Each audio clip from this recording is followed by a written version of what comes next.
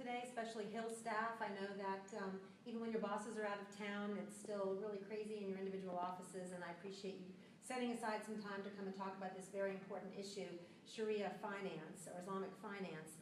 This is something that is very much in place around our nation, particularly on Wall Street. It's very much in existence, but it really isn't well known at all, definitely not through the American communities, as well as up on the Hill. It's just not really an issue that folks know a lot about, and so I think that's why it's very important that you all have come here today to set aside an hour of your time to listen to this important discussion. So without further ado, I'm going to introduce our guest speaker, Christopher Holton from the Center for Security Policy. This is an event that the Center for Security Policy is doing together with Act for America. I'm Lisa Peranio, Director of Government Relations for Act for America.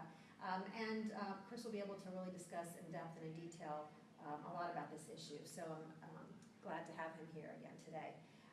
Christopher Holton is Vice President of Outreach at the Center for Security Policy. He directs the Center's Divest Terror Initiative and Sharia Risk Due Diligence program.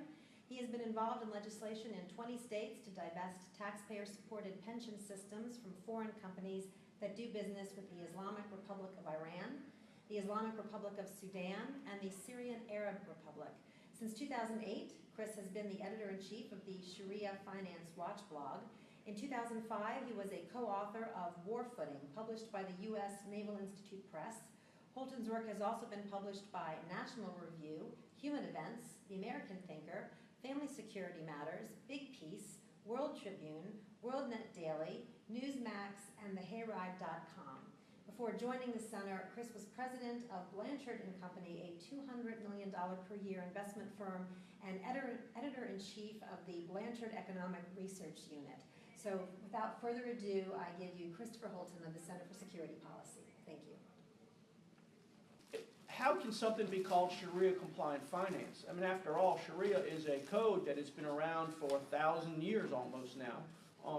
There weren't stock markets and bond markets and things like that back then. What is Sharia finance? Well, the fact of the matter is that Sharia finance is not something that you'll find in the Quran or the Hadith. It is something that was man-made. It really had its genesis as recently as the 1940s. A guy named Abu Maududi essentially invented it. He was an Islamic philosopher born in India, eventually went to Pakistan. And his whole goal was to insulate the Islamic world from the Western civilization.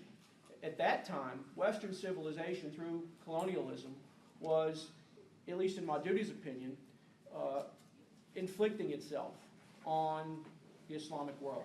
And he thought the solution to that was a return to an Islamic way of life.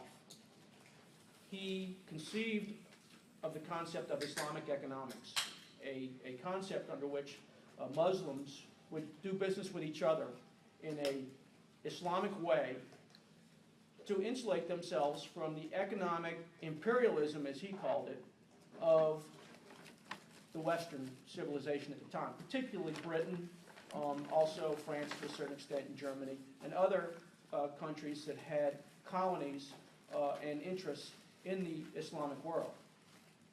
Nothing much happened with that. In the 1950s, the famous Muslim Brotherhood philosopher Sayyid Qutb began to write about the concept of Islamic economics. He developed it a little bit more and developed it in such a way that the Islamic world could insulate itself from Western colonialism by using a system of Islamic economics. But again, though he developed it a little bit more, nothing much happened on the ground with regard to the concept. Nothing really happened until the mid-1970s. And in the mid-1970s, everything changed for a couple of reasons. Number one, the Arab oil embargo and the subsequent increase in the price of oil in 1973 as a result of the Yom Kippur War really enriched Saudi Arabia. And as a result, you started to see in Saudi Arabia, in the United Arab Emirates, and in Sudan, the development of large Islamic banking institutions who did business according to Islamic principles. So this was a man-made phenomenon. It's not rooted in any actual verses in the Quran, but it was invented by men. It really took off in 1979 with the Islamic Revolution in Iran. In fact, the Islamic Revolution in Iran gave birth to a myriad of Islamic financial institutions in Iran. And one of the dirty secrets of Sharia-compliant finance to this day is that Iran dominates the world of Sharia compliance. You can read all about Sharia-compliant finance on the internet from what the purveyors of Sharia-compliant finance say, and they won't mention Iran a whole lot. They don't like to talk about it. But the fact is, you can add up everybody else's Sharia-compliant financial instruments under management, and they don't add up to what Iran has under management. Absolutely dominates the world of Sharia-compliant finance, which should tell you something. 6 out of the top 10 Sharia-compliant financial institutions in the world are state-owned Iranian banks who happen to be under US and Economic Union sanctions for terrorism financing and for financing activities in support of weapons of mass destruction and ballistic missile programs in Iran. So those who call Sharia-compliant finance ethical investing may want to rethink that, just in view of the fact that the largest Sharia-compliant financial institutions in the world are under sanctions for things that I don't think you and I would consider very ethical, like supporting Hezbollah and Hamas, for example. So why is Sharia-compliant finance an issue, though, in the West and in the United States today? The fact of the matter is that the Sharia-compliant financial industry has absolutely poor standards of disclosure and transparency as compared to Western standards of disclosure and transparency when it comes to financial operations. And those standards of transparency and disclosure are directly related to issues involving national security and terrorism financing. And that's what has to be investigated. And the problem is that U.S. policymakers, U.S. regulators, and Wall Street in particular are not equipped to research those items. I'll give you a few examples right from the start. You know, the main problems with Sharia-compliant finance are lack of disclosure and transparency. From the very start, you have the fact that Sharia-compliant finance is usually not referred to as Sharia-compliant finance. It's usually referred to as Islamic finance or Islamic banking. That's a euphemism for Sharia-compliant finance because the purveyors, the financial jihadis, the purveyors of Sharia-compliant finance know that Sharia has very bad implications for people in the West. They know that Sharia itself is a system that Westerners are very suspicious of. So they choose to avoid the use of the term Sharia at all. So it's Sharia compliant, but you won't hear them say that very often. They will just say, well, we invest according to Islamic principles, without defining what that is. But the main problem is that they do not disclose what Sharia is. Right from the start, the very basis of this program is something that is being concealed. If you look in most of the prospectuses for Sharia-compliant financial institutions and instruments, mutual funds and what have you, they'll very briefly sometimes mention Sharia. One Sharia advisor that I was in the presence of at one point, when asked to define Sharia, his response was, it's the path on which we walk. And that was it. Now, can you imagine that as being disclosure in a prospectus for anything other than Sharia-compliant finance in Western civilization? That's no disclosure at all. The path on which we walk means absolutely nothing, obviously. The problem is that Sharia is of material interest to investors. Sharia as a system, as a broad overall system, not just Sharia-compliant finance. You cannot divorce Sharia-compliant finance from Sharia. It is embedded in Sharia. The purpose of Sharia-compliant finance is to promote Sharia. Sharia-compliant finance would not exist if it did not exist to promote Sharia. This was brought forth very forcefully in 2009 at the World Islamic Economic Forum in Kuala Lumpur in Malaysia, where there was a meeting of the finance ministers of most of the Organization of Islamic Cooperation. At the time, it was known as the Organization of the Islamic Conference, a bloc of 57 nations in the UN.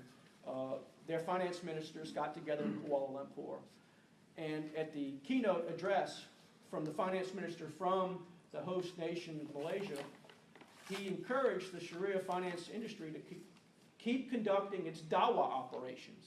Well, what does dawah mean? Dawah means missionary work. They look at this as a form of missionary work to promote Sharia and Islam. You cannot get away from that. Because of that, it has to be disclosed what Sharia is. And that is not being done at this point. Not only are they not even talking about Sharia, they're not even mentioning it. So the lack of transparency and the lack of disclosure with regard to Sharia is the first problem when it comes to Sharia-compliant finance. But it's more than that. We can get into the nuts and bolts now. Beyond the overarching issue of Sharia, we get down into the nuts and bolts of Sharia-compliant finance. The next issue that we have with regard to lack of disclosure with regard to Sharia-compliant finance has to do with the Sharia scholars who essentially run the industry.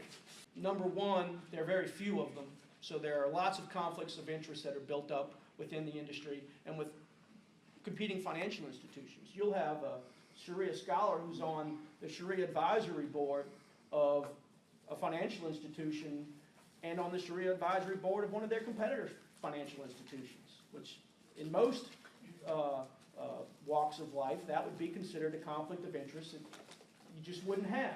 But because there is a shortage of Sharia advisors, there's only about 24 of them who are really the most qualified to sit on Sharia boards.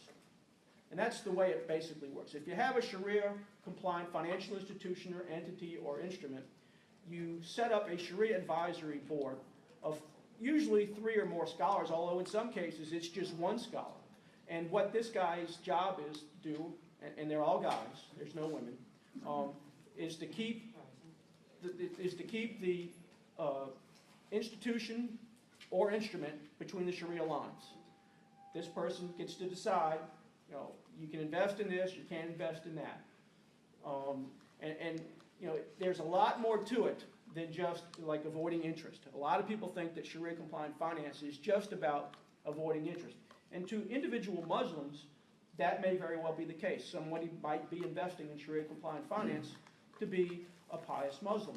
But on the institutional level and on the doctrinal level, that is not what Sharia-compliant finance is about, unfortunately. It's about a lot more than that. And if you look at the Sharia advisors, you'll see why. We've done background research on so many of these Sharia advisors and come back with really disturbing stuff. For instance, there's a guy named Mufti Taki Usmani. Mufti Taki Usmani was a member of the Pakistani Supreme Court for many years. He retired and he essentially cashed in. He is now a Sharia scholar, a Sharia advisor on dozens of institutions in the West and also in the Islamic world and in Asia as a Sharia advisor. Usually he is the chief of a Sharia advisory board of a financial institution. Well, he used to be the chief of the Dow Jones Sharia Advisory Board. He was also the chief of HSBC's Sharia Advisory Board. He's not anymore.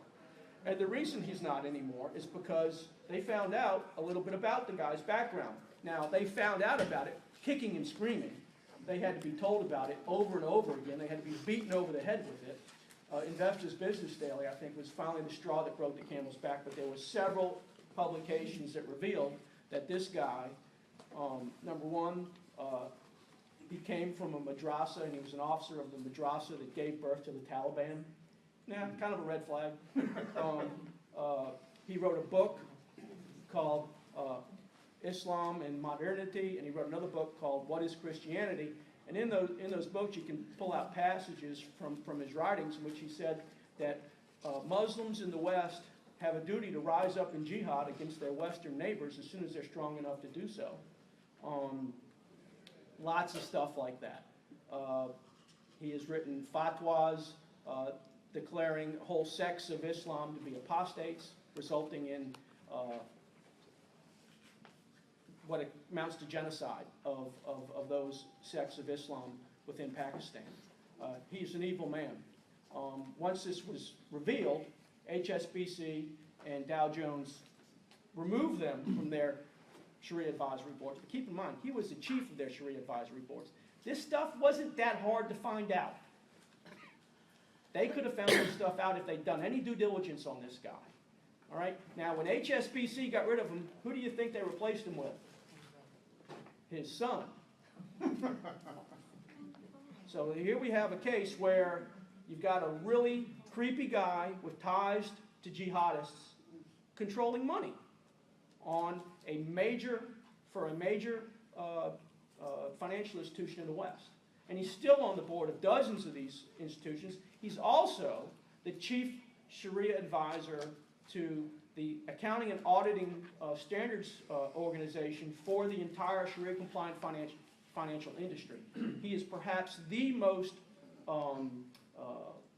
powerful Sharia advisor in the world, and he is a complete jihadist. I've put a dossier on him with more details on what I provided in the speech in your packet. I'll talk about a second Sharia advisor who you've probably heard of, Sheikh Yusuf al-Qaradawi. He's been in the news relatively recently because he's a famous Egyptian Sharia scholar. He is probably the most prominent Sunni Sharia scholar in the world. He's the ideological mentor at this point for the Muslim Brotherhood. He was exiled to Qatar for 30 years from Egypt. He recently moved back to Egypt when Mubarak was taken out of office, he has been on the Sharia advisory boards of many financial institutions, including from 1988 to 2001, a bank called Al Taqwa. This bank was based out of the Bahamas, it was associated with a real estate firm in Northern Virginia named BMI. And what they were doing was they were conspiring to take a portion of their proceeds, and we'll get to how this works in a minute, and send it to one of 7 jihadist terrorist groups around the world. So this whole idea of there being a nexus between Sharia-compliant finance and terrorism financing is not a fantasy, it's not a theory, it's actually been done.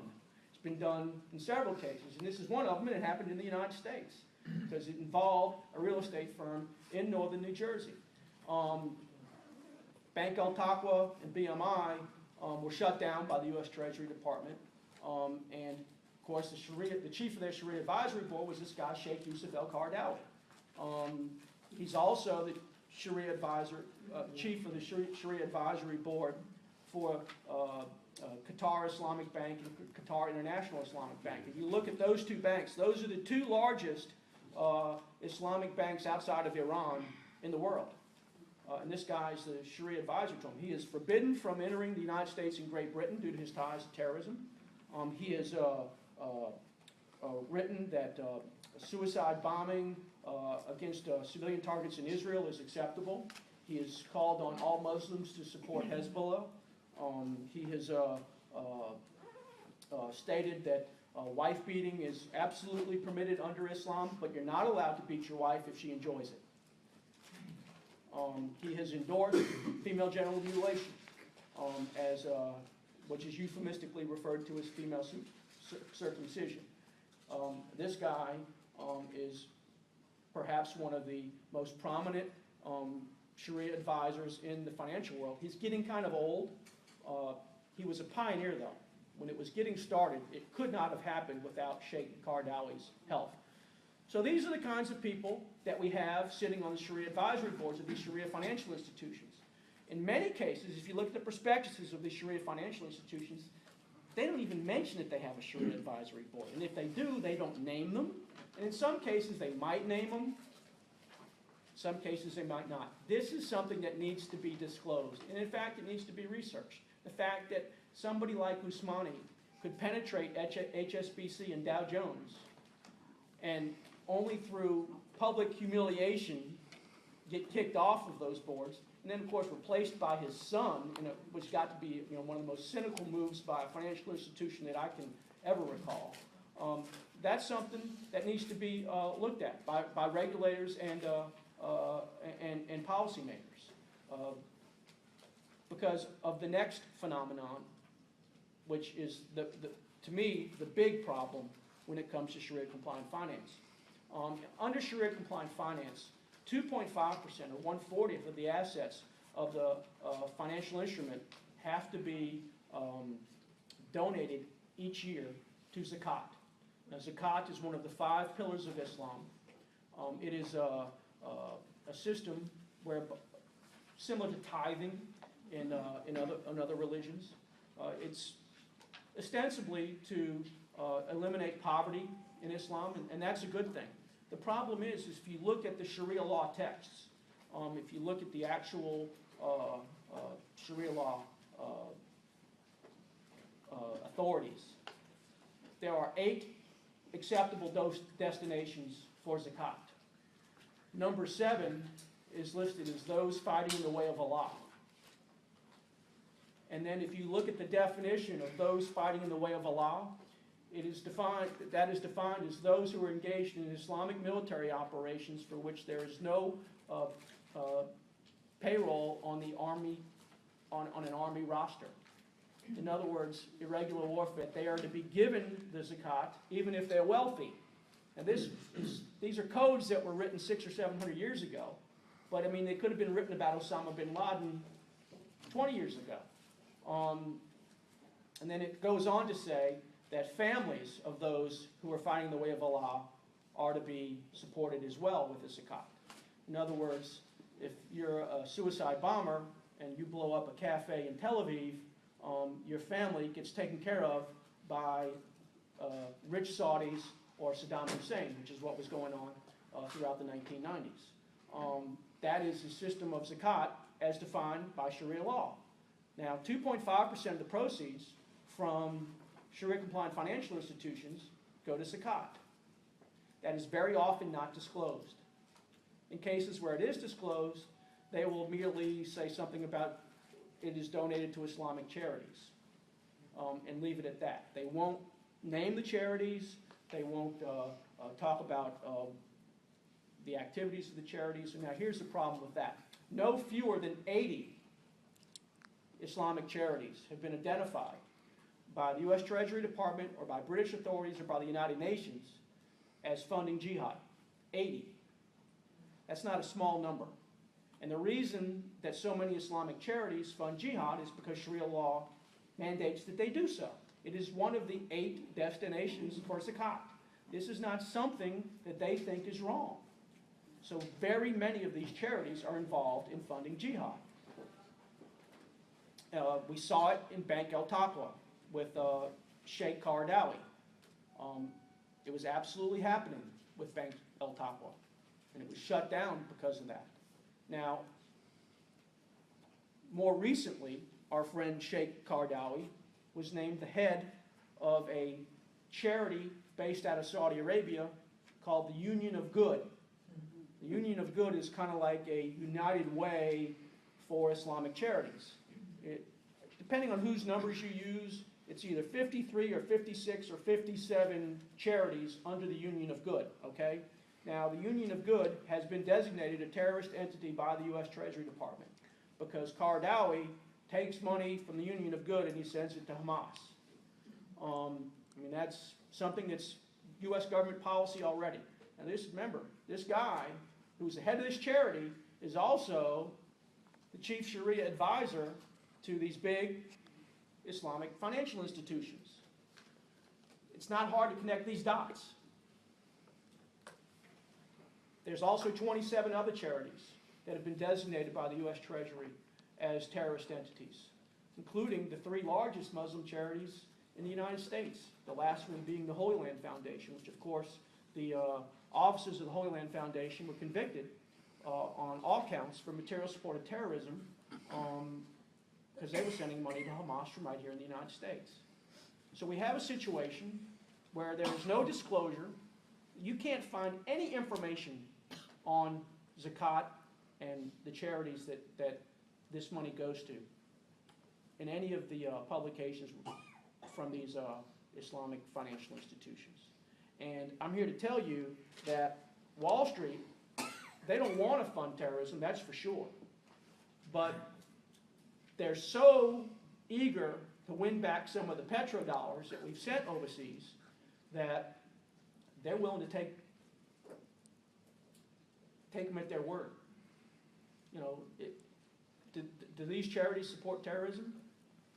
Oh, of course not. Okay, good enough for me. And I've talked to people on Wall Street about this. I talked to one person on Wall Street about this activity, and he said, no, we've done the due diligence on Shariah. I said, oh, really? Interesting. How much due diligence did you do on Shariah? Evidently there's not enough of an incentive for Wall Street to do the due diligence on this. This is not a normal regulatory issue in that it's got national security implications. There needs to be scrutiny of this. This is not something that we need to take lightly and say that this is big government getting in the way of Wall Street. That's not what this is about. Because a lot of people will say that all Sharia-compliant finance is a way for Muslims to invest according to their religious principles. And there's absolutely nothing wrong with that. Nobody should have a problem with that. The problem is with the doctrinal level of what Sharia is and the fact that Sharia is a totalitarian system. It is the opposite of a free market system. So when free market people say that this is something that we have to allow to go unfettered and unscrutinized because of free market economics, what they don't realize is that they're bringing in a system which is an anathema to free market economics. In fact, Sheikh Yusuf al-Qaradawi himself has called for a replacement of capitalism by Sharia finance. This is not capitalism. This is something else. It's not communism, it's not socialism, but it's not capitalism, it's not free enterprise. It is something else. It is a third way, if you will. Another guy who said the exact same thing that Sheikh Yusuf al-Qaradawi did was our friend President Mahmoud Ahmadinejad, who also a couple of years ago called for a replacement of capitalism by Islamic economics. And then you may have been familiar, in 2009, an organization called Hizb ut-Tahrir, which is a international jihadist organization which has members in 40 nations, has been banned in many nations, including Germany. Their goal is the reestablishment of the caliphate. When they established their chapter in the United States, they held an event in Chicago. Did I mention it was in Chicago? Where else would it be? The name of their event was, I can't remember the exact name, but it was essentially for Islam to replace capitalism. It wasn't for Islam to replace democracy. It wasn't for Islam to replace America. It wasn't for Islam to replace Western civilization. It was for Islam to replace capitalism. So the Sharia-compliant finance is not about free enterprise. It's not about free markets. It's not about capitalism. It is the opposite of that. And we're allowing literally the camel's nose under the tent by not seriously looking at this and determining where regulation is needed. And unfortunately, regulation is needed on this issue. So that pretty much wraps up my prepared comments. Does anybody have any questions? Yes, ma'am. Have you guys any information on the financing, which Mr. Bloomberg seemed not to be interested in, for that mosque at 9/11? Well, that's a good it was question. very questionable. That's a They very spent a lot of useful money, question. but The Ground Zero Mosque. Yes, Right. right. Now, we don't know where that funding was going to come from, Right. but it seems to be stymied right now. Good. And the reason that it's probably stymied is that it's going to take $100 million to build it. And there's 2.5 million Muslims in the country, and most of them, I don't think that building a mosque at Ground Zero is such a peachy idea. So they're not going to be able to raise $100 million from Muslims in America. You know, who, for the most part, funds mosques in the United States? It's the North American Islamic Trust. North American Islamic Trust was named an unindicted co-conspirator in the Holy Land Foundation trial. Depending on whose numbers you use, they own title to between 27% and 80% of the mosques in the United States. And when you own a mosque, you get to decide the curriculum at the madrasa school associated with the mosque. You get to decide who the imam is. You get to call shots. And the overwhelming majority of the funding for North American Islamic Trust comes from Saudi Arabia and Qatar. You might also be interested in knowing that, remember, Dow Jones chief Sharia advisor was Taki Usmani. Well, the advisor to the Dow Jones Islamic Fund, none other than North American Islamic Trust, an unindicted co-conspirator in the largest terrorism financing conviction in U.S. history, was the advisor to that fund. Again, we have an example of one of the most respected financial institutions in the United States not doing their due diligence when it comes to an organization that was involved in terrorism financing. Now let's take a look at the nonprofit that Imam Rauf and his wife Daisy were putting together, before they put together the Ground Zero Mosque. This might give us a clue as to where they were seeking to get their funds to build the mosque. They have an organization. She actually had an organization called ASMA, American Society for Muslim Advancement. Humor's not lost on me. So the last year we have figures. They had an operating budget in 2009 of $1,360,000. Okay, not a big nonprofit, but they had a $1,360,000 operating budget for the year. $676,000 that year came from the Emir of Qatar. All right, $300,000 came from the Kingdom Foundation from the King of Saudi Arabia. So $976,000 out of a $1.36 million operating budget we know came from two foreign powers. So they basically could not run their little bitty nonprofit without donations from foreign powers. Where do you think they're going to get $100 million to build a mosque at Ground Zero? I have a hunch that it wasn't going to come from United Way or the Red Cross. I know of no waivers that have been issued. I don't have an exact count on how many financial institutions in this country have Sharia-compliant finance windows. There are dozens of them. If you look at most of the big financial institutions, the big banks, the big Wall Street firms, they almost all have Sharia windows or Sharia divisions. If you named them, I could probably tell you yes or no, but they almost all do. There's 400 or 500 total worldwide, perhaps outside of Iran. Then you add Iran, it probably doubles the figure. So maybe 1,000. It's $1.5 trillion estimated to be under Sharia finance right now. There's no question that is the big problem. It's a problem politically as well as in the world of finance, just as you point out. And part of it is as a result of disinformation that's being circulated by Islamists here in the United States and throughout the world. When they give answers to questions about, what is Sharia? Well, it's the path on which we walk. I mean, that's probably one of the least evasive answers that I've heard. If you look at Sharia, is the law of the land in only 3 nations in the world right now. Now, there's other nations that have Sharia law embedded in their legal systems and that have their legal systems subordinated to Sharia law. But there's only, Sharia law is only the 100% law of the land in Saudi Arabia, Iran, and Sudan. Now, look at those 3 countries. Human rights violations galore, genocide in one of them. They all 3 support terrorism, and I don't care what anybody says, Saudi Arabia supports terrorism. They're all into all these bad things, and that's not an accident. That's not a coincidence. Wow, they're all completely Sharia, and at the same time they do all these really bad things. That is Sharia. That's not an accident. When you impose Sharia completely on a nation, you end up with a situation where according to Sharia, you have to wage jihad to promote Islam, by violence if necessary.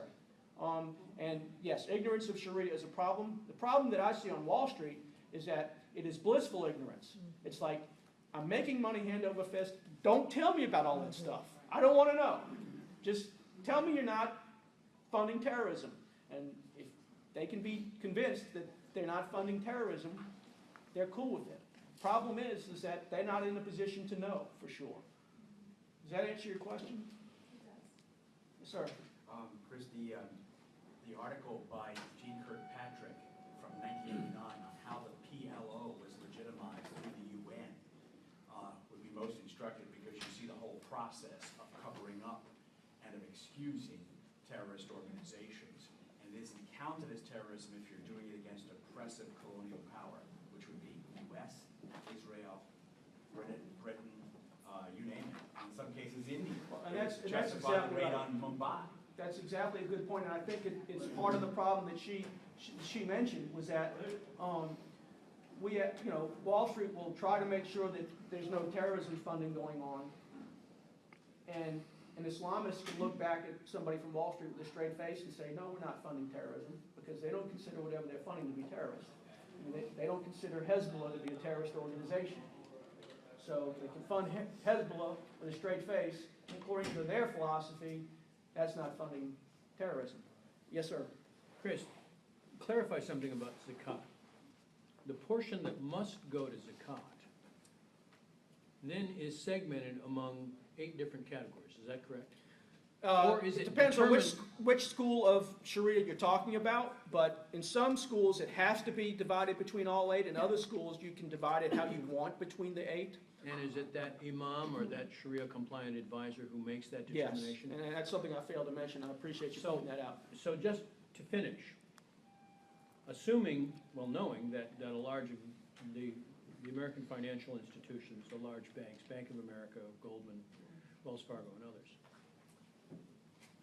if they received TARP bailout money in 2008 and they had Sharia compliant products, is it fair to say that some of that money coming from American taxpayers underwrote terrorist activities? It's certainly a possibility. Usually they segregate their Sharia instruments from the rest of the institutions, simply because on the Sharia side, it's required. For instance, one of the things that are considered haram under Sharia is to invest in any way in any Western financial institution. You can't invest in a Western financial institution, but it's okay to be a Sharia advisor to a Western financial institution as long as your little segment is not, involved in any of the rest of their business. So there's supposed to be a division there. So I don't know if TARP money would end up in the Sharia division, but if, the big example of that I think you're getting at is AIG, where we know for sure that AIG was bailed out with tremendous amounts of TARP money, and at the same time they were standing up this takaful division, which is a form of insurance under Sharia, and that is an example where we know that, in essence, U.S. government funds were being used to subsidize a Sharia-compliant instrument. But at this point, even in the aftermath of Dodd-Frank and with Sarbanes-Oxley on the books, there is no reporting requirement that would divulge or create any kind of transparency as to where these products are, how they're being used, and where that money might be going. Absolutely not. There's no requirement with regard to zakat at all. I mean, in some cases, it's not mentioned at all. Yes, ma'am. If I'm a local investor, is there any kind of blue sky or any kind of, consumer protection legislation? Let's say somebody comes to me and says, hey, I've got this wonderful ethical fund and, I like to do ethical investing and I buy green funds and I buy this and that. And I go, oh, this is great. It's a Middle Eastern ethical fund. Peace in the Middle East. Nobody says Sharia, or if they do say Sharia, I say, what's the Shariah thing? And they say, well, it's, the path we walk. And I go, oh, lovely. Is there anything out there that will help me know how to invest, and know what I'm actually putting my money into? It's a real good question. Let me address that in a couple of ways. First of all, she makes mention of the fact that this is often referred to as ethical investing. There is a absolute move in especially Great Britain, but it's also moved over to this side of the Atlantic to promote Sharia-compliant investments to non-Muslims. In Great Britain, it's very common for non-Muslims to invest in Sharia-compliant investments and also to put their money in Sharia banks. In fact, there's one major Sharia bank in Britain where 40% of the depositors are thought to be non-Muslim. Now, Sheikh Yusuf Delorenzo is probably the most prominent Sharia advisor to Sharia-compliant finance here in the United States. He actually recently moved to Dubai, but he actually came out and said that in countries that are non-Islamic, it is perfectly acceptable not to refer to Sharia, but to refer to this as ethical investing, and not to refer to the Sharia advisors as Sharia advisors, but as ethical advisors. So it gets back to the whole problem. It's moving in the wrong direction when it comes to disclosure and transparency. It's moving in the opposite direction. They're concealing what this is, and they're trying to do it to capture non-Muslim investors, essentially, and get their money invested. Now, there is really nothing right now that forces a Sharia-compliant fund to identify itself as such, except there's going to be one state that has just passed a law. It passed the House and the Senate in Louisiana, and it will be signed by Governor Jindal in the next week or so, which requires this type of disclosure. And we're hoping that more states will copy this. But really it needs to be done on the federal level, because the amount of regulation in the securities industry on the state level is obviously very limited. But it's the best we can do right now. But it's something that needs to happen on the federal level. There needs to be this disclosure of Sharia. There needs to be disclosure of zakat and where the zakat money goes. It absolutely has to be transparent. Yes, sir? Quick question though, having a law would be very good, but enforcement of the law is critical. In my organization, back in '08, we put in a Freedom of Information Act request of the US Treasury Department to tell us about the two-day conference they held here in Washington with Harvard Business School in December of '08 on Sharia-compliant financing. Stonewall wouldn't give us anything. Really? Really. Wow. And we have a Freedom of Information Act bill, law on the books, and they just completely blew us off. Is it any wonder that there's no disclosure by the financial institutions themselves if the regulators aren't disclosing? What is your organization? Family Research Council? Family Research Council. Thank you. Yes, ma'am. Is there a list? I mean, how do we find out, like you just said, HSBC, well, I can promise you HSBC is up to their ears and elbows in this. right, and I mean, I had no idea. So how do we find out? Attempted in the past to publish lists. The problem is that's a dynamic thing. If a company has a Sharia compliant division and then later on stops it and they remain on the list, they'll threaten legal action, stuff like that. I'll give you my card. You can contact me if you want to know, about a particular institution. I'll be happy to give you what information I have on that. It's something that we ought to do. It's something that we've looked at. But I can promise you right now, if you're dealing with one of the big boys, they pretty much have a Sharia compliant division. Yes, ma'am? Can you talk a little bit about what happens if there's any kind of dispute regarding the Sharia compliant finances, and if it goes to an imam for settlement rather than the SEC, is that a legal conflict, or? That is not something that I'm really aware of that type of dispute. Does that happen here in the United States? I mean, this isn't my area, but my understanding is that that's part of the problem, that it winds up creating like a parallel system. But I don't want to be that on is the a problem with books saying Sharia, that. but I mean, that's something new to me. I'm not aware. Yeah, I don't want to put it in writing, of that's not my, that. yeah. I'd have to take a look at the prospectus to see how conflicts are supposed to be resolved. Yeah, I think that. If they're supposed to be resolved by the Sharia advisors to the fund, good luck. Yes, ma'am. To follow up, this woman said about which institutions actually have these products. Can you go to their individual website if you want to see No, your? not really.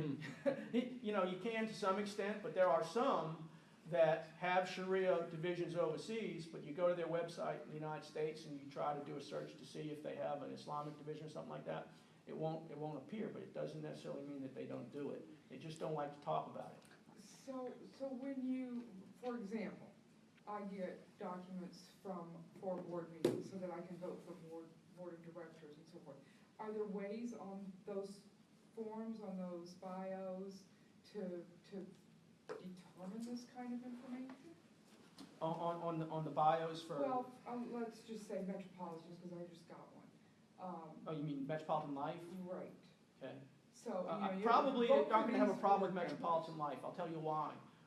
Insurance, unless they have a topical insurance division, which I don't believe they do, you know, insurance is something that is set up very differently under Sharia finance than it is under conventional finance. So there are some Sharia insurance companies. The only one in the West that I know of really was AIG, and you know, they were into it in a big way, obviously. But Metropolitan has a whole investment That's true. division. Yeah. And I'm not aware of that particular one, but I'll research it for you. I'll be happy to. How about credit unions? Most local credit unions, I don't think you'd have a problem. You know, now maybe some of the big national ones, but I don't think. Yes, ma'am. There's the blog, ShariaFinanceWatch.org. If people have a question, they could also just search there. It might Right. turn up. We have a search feature on the blog. You can go in and, you're not going to find anything under Metropolitan Life there, though. I know. But I'll be happy to look into that for you. Well, that was just an example. I mean, like, is there any way to tell from these documents that come to vote on a board of directors or? I'd be or very issues? surprised, unless they mention it overtly in the documents, you know, I'd be very surprised if it was No disclosed. way to tell. You know, be very surprised. Because most of these, when it comes to, you know, there's a difference between a Sharia-compliant financial institution and a financial institution who has a Sharia-compliant division or maybe sells a Sharia-compliant product, all right? In the United States, for instance, Chase, JP Morgan Chase, has a Sharia-compliant division, okay? Now, their overall financial institution is not Sharia-compliant, but they have a division that's Sharia compliant. That's different from like Bank Mali in Iran, which is completely Sharia compliant from soup to nuts. Do you understand the difference there? So these companies purpose to put people on their boards or on their whatever, have someone to talk with them and decide about the Sharia compliance.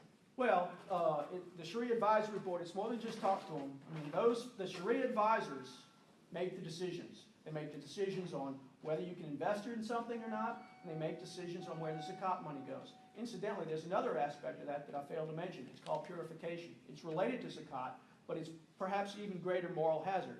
Under purification, let's say that we're running a Sharia-compliant financial instrument, a mutual fund, and we invest in your farm. And at the time that we invest in your farm, all you're doing is growing corn. But we come back a year later, and you're making alcohol out of that corn. And that's wrong. We can't profit by that. So what we'd have to do is we'd have to purify those funds. The Sharia advisors would then take all the proceeds that we got from that investment, okay, and they would purify it by sending it to Islamic charities.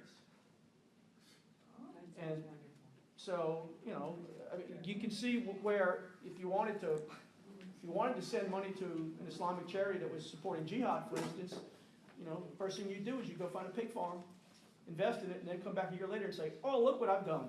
How silly of me. And purify all that money. You know, it's a great way to launder money. And look, it's not a fantasy. Bank El Taco did it. We know that it's done.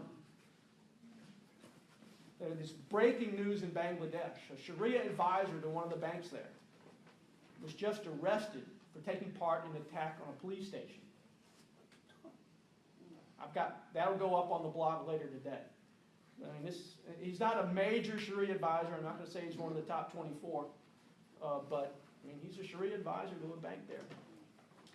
Yes, ma'am. Are you saying that the average middle-class American investor could possibly be investing in Sharia law on these sorts of funds and not even know it? Could happen. Yeah. Absolutely could happen. It's very common in Great Britain. Everything that happens over there tends to come over here a few years later. So it's theoretically possible here now. If you look in Great Britain, it is happening. It's almost widespread there. But what could happen right now is that you could be approached by somebody with the Amana group of funds, and they could come to you and say, this is a socially responsible group of mutual funds. We don't invest in alcohol, pornography. We don't invest in pork. Yeah, you probably don't care so much about that, but we won't mention that. We'll talk a lot about pornography, and we'll talk a lot about alcohol. We'll talk about, oh, we don't invest in armaments industries, at least in armaments industries in the West. So those are the things that they'll go to people and they'll say, you know, this is ethical investing, socially responsible investing. And they won't mention that, you know, it's socially responsible according to who? Well, according to Taki Usmani and Sheikh Yusuf al-Qaradawi, they think it's ethical as hell. So that would come through your investor, and then your manager who's managing your funds would relay that information to you. So it would be their responsibility to filter a lot of that out, correct? I mean, Well, yeah, I think there's a chain of plan. responsibility. There's a chain of responsibility there. The responsibility, you know, is with the fund itself to properly disclose. If they're not doing it, then it's the responsibility of, you know, your registered representative or your financial planner to do his due diligence to make sure that you're not, you know, doing something against your own principles. I mean, if you're somebody that has expressed a interest in socially responsible investing, he or she obviously knows that you care about what you invest in, so he or she should research it for you. But if the fund itself is not fully disclosing what this is all about, how is he or she going to know? I can tell you that most registered reps and financial planners, they're salespeople. They depend on the literature that they're given from the fund. They don't have access to it. I mean, it's very difficult for me to believe that Wall Street could ever police themselves on this. They don't have the incentive, and they don't have the skills to do it. They don't know what to look for. What has to happen here, from your perspective, you described the problem, which is huge, is I think you're suggesting it has to have full disclosure, first of all, and that's going to take some time, okay? But then the next step after that, or simultaneously with that, is for what, the Treasury to look at these things and do an investigation? I think that you know, under existing laws, this should something that should be scrutinized by the SEC. I think absolutely that is the case. So that has to happen in order to solve this. Or more legislation needs to be passed to get them to do it, or maybe hearings need to be held. Maybe they need to call in the SEC in front of, you know, a committee and say, what are you doing about this? Conduct hearings, okay. Something. I find it astounding that the Family Research Council would do a Freedom of Information Act request and get no answer on that. You're gonna answer no. It's astounding. Yeah. It's astounding. And because of the tyranny of the urgent, other things pressing in, we didn't keep at it. Well, But I'd like to talk to If you after you this. get a maybe lawyer, the Yeah. documents magically appear. yeah, but it was so Just so you hard. know. I'm just telling you. They called it. They didn't cover up what it was. They said Sharia compliant financing. Now this was December of '08. I remember when they held that seminar. Yes, 2 days, Department of Treasury, Harvard Business. And they had Sheikh Diligence was, you know, one of the big guys there. Now, let me tell you a little bit about Sheikh Diligence. Sheikh Diligence he graduated from a prep school in Massachusetts at 18, and went to Cornell for a year, and dropped out of Cornell like everybody, moved to Pakistan. Went to a madrasa, which was, lo and behold, the same madrasa that was giving birth to all kinds of jihadi organizations in Pakistan. He excelled there, and he became an advisor to Zia-ul-Haq, who was the general who took over Pakistan in the 1970s and essentially imposed Sharia law on their legal system. The Islamization of Pakistan was extensively written about in those days. And this guy, Delorenzo, from Massachusetts, born a Catholic, converted to Islam, became a Sharia scholar, was an advisor to him for many years, came back to the United States. He was the dean of the curriculum at the Islamic Saudi Academy, right across the way here, which you know, we know that they had textbooks that were telling children that apostates from Islam need to be killed and all this other kind of stuff, and Christians and Jews are descendants from apes and pigs and all that stuff. And this guy was in charge of that curriculum at the Islamic Saudi Academy. And this is the guy who was the keynote speaker, so to speak, the big Sharia advisor at the Department of Treasury's event promoting Islamic finance in December 2008. I could go on and on about the guy. I mean, he's got all kinds of connections that are like, make you scratch your head. They all do. I mean, it's just like... Who's the Harvard connection? Yeah, Harvard. Who is the Harvard? You know, I went to Who is a the seminar. Harvard connection? You're catching me flat-footed here. The name of the there's two professors at Harvard. His name starts with a V. Vogel. One of them is Professor Vogel at Harvard. Frank Vogel. Frank Vogel, yeah. And there's another guy there who's into it. And I actually attended a seminar at Harvard Law School on Sharia finance a few years ago. And let me tell you, I felt like I was on another planet. I mean, the way they were talking in there, first of all, I didn't bring it with me, but they handed out a magazine from the banker in England, okay? And it was free to anybody that attended the seminar. And this was a big seminar. It was in a big auditorium at Harvard Law School, and everybody got one of these magazines. And it, you know, cover story: Iran dominates the world of Sharia finance. I mean, they're promoting and celebrating this, and the world's foremost sponsor of terrorism, who has a nuclear weapons program, and essentially has been waging a proxy war against the United States for a generation, is the subject of the cover story of the magazine that they hand out at the seminar at Harvard Law School. And I walked out, I was like, gee whiz, I mean, does anybody see anything wrong with this? Harvard Law School or Harvard Business School? Harvard Law School. The Sharia Finance Division is at Harvard Law School. Was Kagan dean at that time? Yes, I she think was. Yes, she Yes, was. she was. Yes, she was. There are 3 posts over at BigPeace that discuss Dean Kagan's facilitation of Sharia. Yes, she was. Oh, God. I didn't see her. I forgot about I'd have noticed her. the worse it gets, it's getting worse. Kagan, yeah. Jack Kagan. But I took a lot of notes. That was a few years ago, but you know, that was the first clue that I had, that many people on the left in this country thought the Muslim Brotherhood was just peachy. I mean, they were talking about the Muslim Brotherhood like like palm olive or something. You know, Well, I guess it's the question, how are they painting it on the other side? What are they just think of peace-loving organization, like a bunch of hippies from the 60s? I mean, what are they saying on the when other you side? say the other side, The left, or where you were. well, the left really hasn't chimed in on Sharia finance. instance, Now, on Sharia, you know, they've basically bought into the line that Sharia is just something for pious Muslims, and it doesn't have any implications beyond, you know, washing your feet before you pray. I mean, that's their view of Sharia. But the fact of the matter is, Sharia is the enemy threat doctrine. And the way that they envision it, and the fantasy that they have about it, Sharia is not practiced that way anywhere in the world. You go anywhere in the world where Sharia is practiced, and you can pretty much find, you know, oppression of women and minorities. You can find sponsorship of jihad. You can find, in many cases, genocide, which is usually an outgrowth of jihad. I mean, it just happens. It's a totalitarian system.